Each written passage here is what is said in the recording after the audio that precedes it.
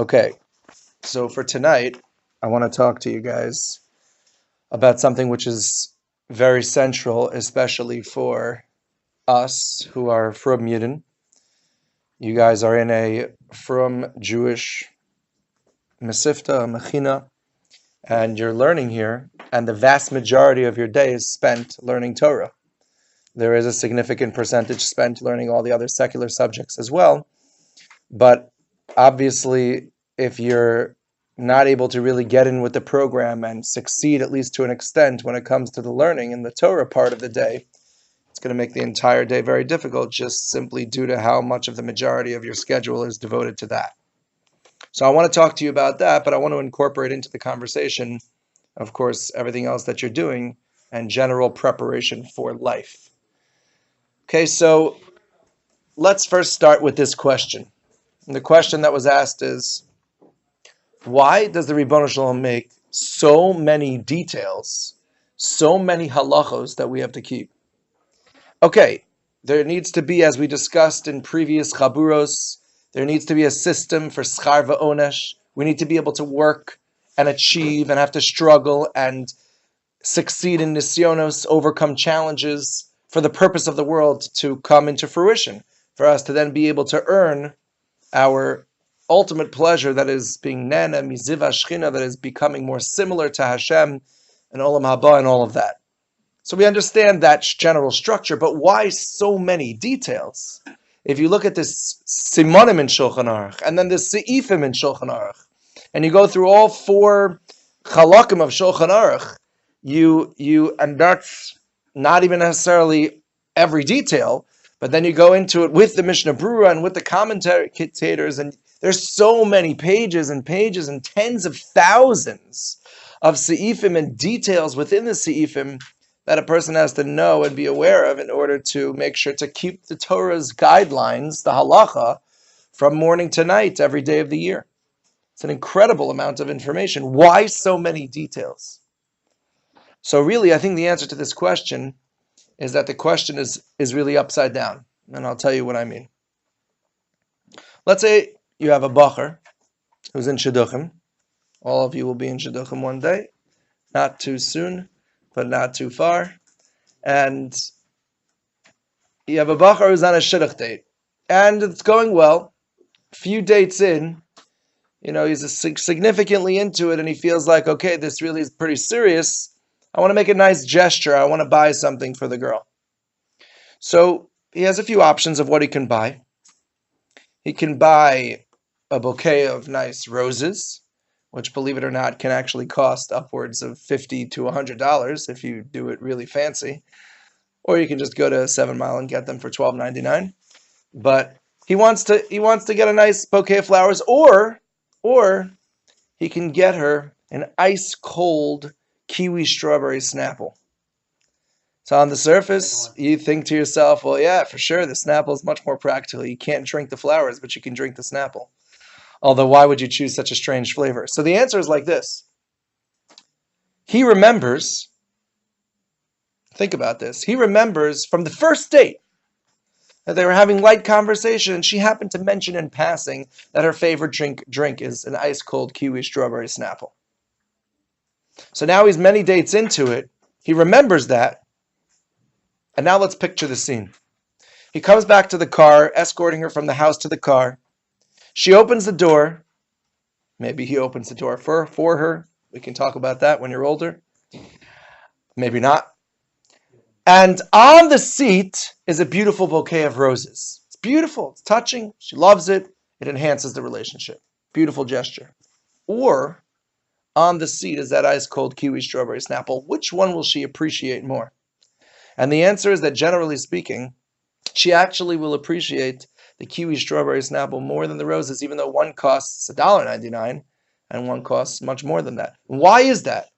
And the answer is simple. Because that gift, that Snapple, is not just a nice tasting, thirst-quenching gift. It's not just the flowers which have a beautiful appearance to them and a nice smell to them. It's something personable. It's remembering a personal detail about her. The Torah, whenever it talks in Parshas Bereshis about people becoming intimate with each other, it's vayeda, getting to know them. Because it is remembering and getting to know the details of the other person that actually enhances the relationship in a much more meaningful way than any other way. The more intimately people know each other, the more the love in that relationship can blossom. And therefore, it is important to recognize that this applies to any relationship we have in life. Even just between two friends. You have many friends that you consider acquaintances that you say hello to, you smile at. But then you have friends that it's a deeper relationship. You feel like you could have a good conversation with them. If there's something important you want to talk about. Generally speaking, those are people where the two people know each other better. They have gotten to know each other. Vayeda. They know each other. That is the way to build and enhance a relationship. The Ribono Shalom is saying like this to the world. All the nations of the world, Sheva Mitzvos B'nai Noach. I want a relationship with you. Tzelem Elokim. Every single guy in this world has a chashivas to him or her. And needs to be respected for that. And there's kavod abrius. There's respect that applies to every human being in this world.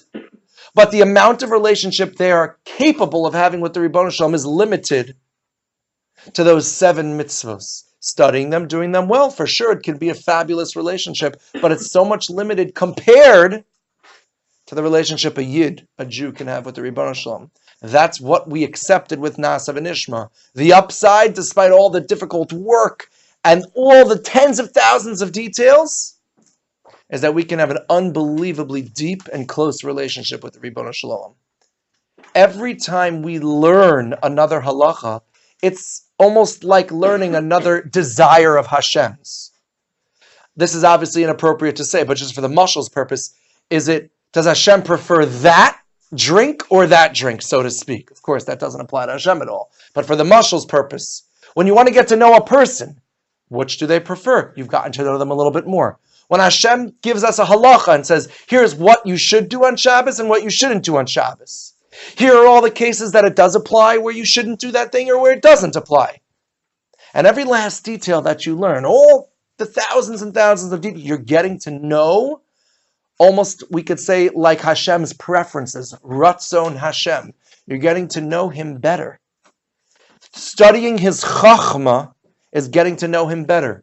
What is the din when the ox gores in this way or it gores in that way? What is the din if the man marries the woman with this object or with that object? What is the din if this person steals? And all the details of all the halachas that we learn with so much depth to it and so many details is, even if it never in a million years will apply to us or anyone we know, we've just learned another, let's call it preference of Hashem, desire of Hashem, chachma of Hashem. You're actually getting to know Hashem better. This is an amazing perspective as to how to look at learning Torah. It's not just learning another body of law. It's actually getting to know Hashem more and more, deeper and deeper, better and better, and thus developing the relationship with Hashem more and more. In a practical way, you could actually,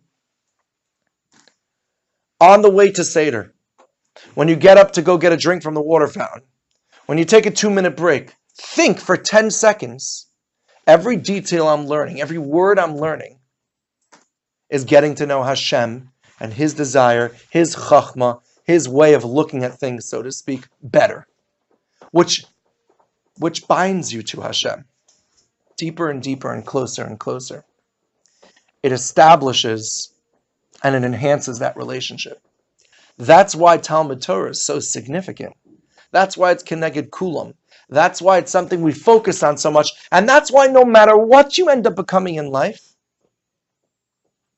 use the precious time you have now with less responsibilities to develop yourself into the best, most skillful, most experienced Talmud Chacham you can become. These years where you're covering ground and learning the steps and skills as to how to think through a sugya, how to think in learning, that's an amazing opportunity that you have now that you should continue to utilize to develop it to the best and greatest extent you can, because no matter what you do in life, whether it's from becoming a professional doctor, lawyer, or it's something in accounting and finance or business, or whether you go into Klei Kodesh and you become a Rosh Yeshiva or a Rebbe or Maggid Shir, whatever you end up becoming in life for Parnasa purposes and what's gonna consume a lot of your time in terms of your basic accomplishments in life, you're gonna want to have Talmud Torah in your life. You're going to want to continue to maintain and even enhance that relationship with Hashem. And that Talmud Torah will only be more and more meaningful dependent upon right now, while you're in high school, right now, the kochos, the effort you put into it to develop those skills more and more. It's a very powerful way of looking at what you're doing right now. Of course, not neglecting keeping doors open for yourself for the future. Of course. And you have English classes that you're taking right now.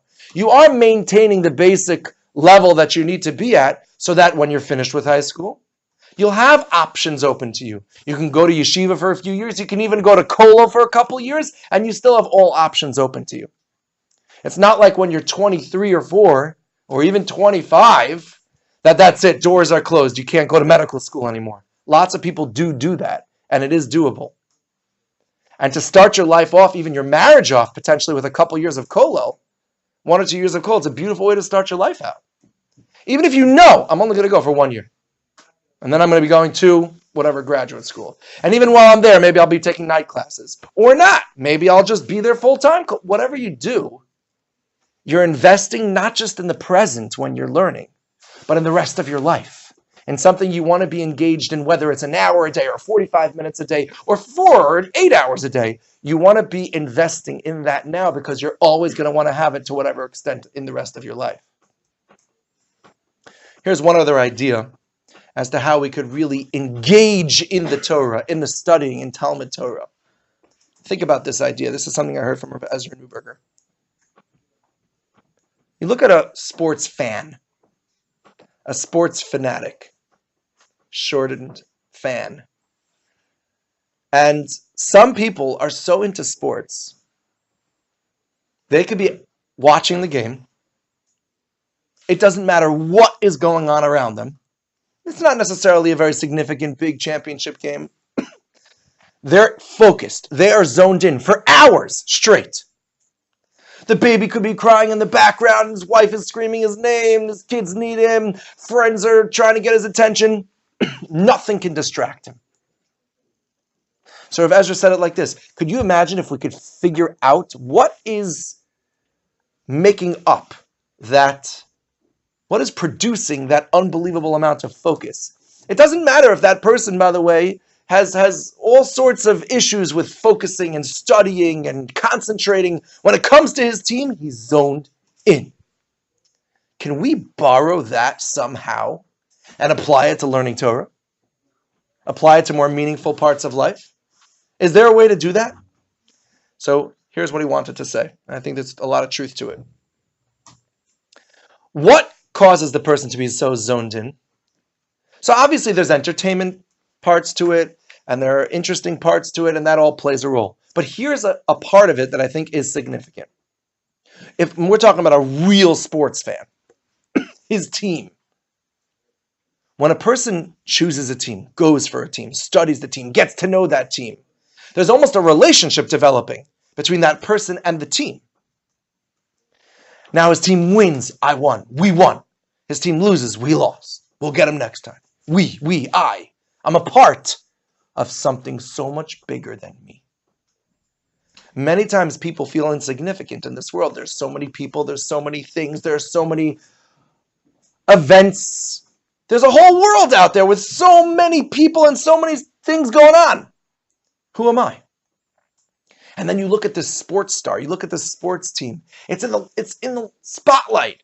The world talks about them. The world talks about the individual players. It's national. The country talks. It's an amazingly popular idea of such significance. You have these really professional guys in suits and ties, all clean shaven, all made up perfectly, announcing the game, pre-analyzing the game, analyzing the game while it's happening, after analyzing the game after it happened. With all that chachma that they put into it and all the statistics, there's so much significance to it. So that's something we as a society created. There's nothing really intrinsically so significant about it, obviously, but we created it. Don't get me wrong. It's a nice potential way to relax at times. When a person feels so connected to it, he's connecting to something that he sees as so much bigger than himself. And that, at least in part, energizes him and increases his capacity to zone in and focus and be totally enveloped in it. No matter what, nothing can distract him. If we could sit back again, so we already talked about thinking for a moment, 5 seconds, about how learning Torah is allowing me to develop a closer relationship with the creator of the world, with the Ribono Shel Olam. Here's a second thought. When we're learning Torah, we are like peering through the keyhole of a magnificent palace. Just noticing, oh wow, look at that really luxurious looking couch over there. And then we kind of turn our head over there and look at that slant. Oh wow, look through the hole, you see a really cool looking chair over there. A really cool looking chandelier, I noticed the tip of it. That's what we're doing when we're learning Torah. That's how much of the surface we're scratching and how much chachma there is infinitely to the depths of the chachma of Torah. If we recognize how grand, how large, how big, how world significant the Torah is, again, it can energize us to zone in, to concentrate, to feel like we're part of something bigger, because we actually are when we connect to the Torah. It's an incredible idea. Those two thoughts themselves are something practically you can think about. Again, at a 2-minute break while you're walking into Seder, if you say that tefillah before learning or after learning, something that you can concentrate on for a second. 2 thoughts. This is a direct way for me to get to know Hashem better, thereby connecting to Him closer. And what am I connecting to? The world of Torah, which is so much larger than anything else, including the largeness of the world of sports. It's so much larger, it can't even be compared. And I'm connecting to something so grand, so awesome, that it can connect me, it can bring me in, and it can at least a little bit, because again, it's not going to have that entertainment value and all of that interesting aspects to it. When you really get into it, it actually can. But certainly at an early stage, it's hard to really feel that. But you can increase your ability to concentrate and focus at least a little bit by thinking about the emes, the truth, that it is the largest thing that exists. And we are becoming a part of something larger. 2 ideas when it comes to learning Torah. As we discussed, this is the time where you really prep yourself because of lack of general responsibilities, lack of needing to raise a family and make the money for your family and all those other responsibilities that come along as you get older in life.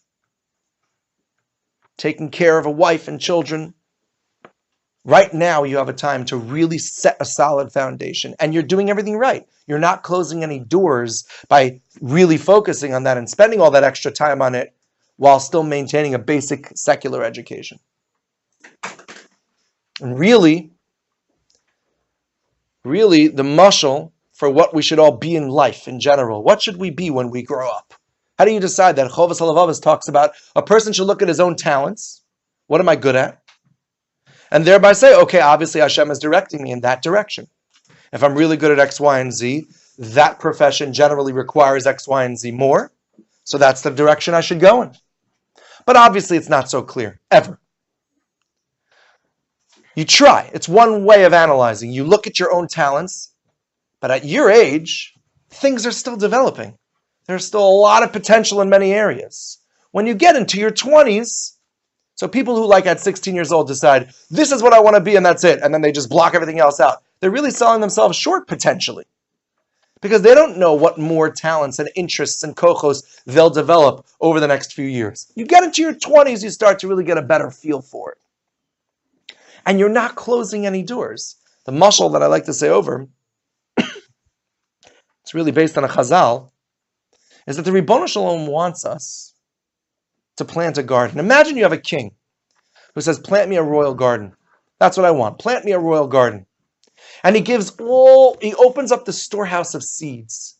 From the cheapest flowers to the most expensive, let's say red roses. Let's say they're the most expensive seed. He says, plant me a beautiful garden. So each one of these 6 gardeners, let's say, go. And they each say, I'll do the red roses. Every single one of them says that. So the king comes back a few months later, everything's blooming and blossoming, and he sees a red rose store. It doesn't look like a garden. The whole field is filled with red roses, rows and rows of red roses. What is this? This isn't beautiful. Yeah, the red rose is the most precious, sure. But the whole thing in red rose, that's not what I wanted. I wanted a beautiful garden with a spectrum of color. I wanted to see maybe violets over there and tulips over there and all sorts of different yellow and bright colors, and maybe one area where there's some red roses surrounded by other colors. That's what I wanted. That's beauty. The Ribono Shel Olam wants his world to be colorful, so to speak. He does not expect every person to learn in Kollel for 30 years and become the greatest Talmid Chacham and then go on to become a Rosh Yeshiva of a yeshiva, or anything specific to that. Of course, there are certain individuals that should aim for that and should be striving for that, and thereby devoting huge percentages of their lives to that. But he wants color. There are people who will realize, again, 1 or 2 years in Kollel for every single person, I think, is not an exaggeration. I don't think there's anything bad about that. I mean, you have to know, can you make it work? Is there a way for you to make it work in those first 2 years of marriage? Generally, your expenses are less, but still, there are added expenses. Sometimes you just can't do it. But if you're able to, it's an awesome way to start your life, start your marriage, start your family, built on the principles of Torah. But then, where am I heading? What am I going to spend so much time on when it comes to Parnasa and my overall achievements in life? The Ribono Shel Olam wants color. He wants many people not necessarily to go into Klei Kodesh. While, of course, he wants great and talented people to also go into Klei Kodesh. But it's a very personal decision. Each person's different. Each person's situation's different.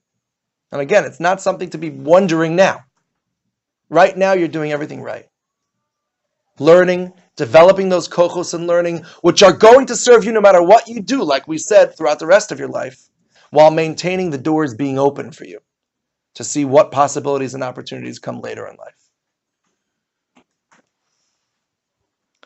The other question that I got is, what should we do on our free time, right? We talked about sports as an example. So we have this whole general structure and idea when it comes to what should we do with our lives. We laid out a roadmap for that basically, and we gave some practical examples when it comes to Talmud Torah specifically to really feel connected and energized in it and by it. What about free time? So the general rule, simple, quick rule when it comes to free time, what should you do with your free time, is that free time is meant for relaxation and rejuvenation. And that's really the key word, rejuvenation. So can entertainment be a form of rejuvenation? Sure. It can be, but it can also not be. Here's the rule. What do you feel like after you spent your free time, however you're spending it? If you listened to some nice music, you did some exercise, maybe you read a book, maybe you played some sports, took a shower, and you feel rejuvenated to get back to the work that you want to do to accomplish in your life. That's wonderful. That's the point. Maybe you watched something, listened to something like we said, that's fine. But what if you played a really violent video game and your heart is racing the whole time? Or watched something inappropriate or violent and it's done and you're like exhausted. So you just spent the time that you were supposedly dedicating to rejuvenation to exhausting yourself. That's the basic rule. You want to do things that energize you. That doesn't mean sitting still and laying down. Exercise can be amazingly rejuvenating. Sports, playing them especially, can be rejuvenating. But again, what do you feel like afterwards? If it's a sports game that you play so hard and exhaust yourself to the point of, now I need to rest from my sports, unless you decide that playing sports is part of your main purpose, part of what you really want to accomplish as one of your goals in life. But if it's just more a form of relaxation, of rejuvenation, then play it to the extent that it rejuvenates you. Don't get so into it that you're a destroyed person if you lose a game. It's the side part of your life that is there to facilitate and help you continue and achieve and accomplish the main parts of your life. In general, I saw this in a book. There's a book by a guy named Covey, and his son also wrote one for teens. There's 7 Habits of Highly Effective People, and there's one called 7 Habits of Highly Effective Teens. It's actually an amazing book. I recommend it to any of you. 7 Habits of Highly Effective Teens. And one of the things that they talk about there is how a person should look at his accomplishments in week segments. Not necessarily daily, but weekly. Isn't it interesting that throughout the thousands of years of human history, we still have maintained what the Ribono Shalom set up for us? Now, we know why, because Hashem set it up for us and designed us that way. But think about it. We still operate based on a week. The whole world does. It's an amazing idea. As far as I know, historically, there have been attempts to try to change that it shouldn't be a 7-day week. It should be a 10-day week or an 11-day week or other amounts of days to get more productivity. Why should you have a day off once every 7 days, only have once every 10 days? And it was never successful. Because Hashem, we know why. Because Hashem created us and built us to operate on a weekly basis. 6 days of work, a 7th day of rest. That is the way you should, if you want a general advice towards accomplishing lots of goals but also having free time, look at your time in week-long segments. Maybe one day will be a segment of it dedicated to that general accomplishment, another day to that accomplishment, and then each day will have its daily accomplishments of learning, of studying, of work, etc. It's a general idea that you can definitely discuss more, but I would recommend that book very much as well. Bottom line is that we should be focused on our learning now, recognize the significance of our learning, recognize that we're maintaining all of our options at the same time, connect to the Ribono Shalom closer and more deeply, and use our free time wisely towards all of those goals. And Eretz Hashem, through that, we'll be able to continue to develop ourselves to the greatest potentials that we have. Those potentials will come to fruition. We'll give the Ribono Shalom so much nachas that it'll bring us to Gula Shlema B'Meir V'Yameinu. Amen.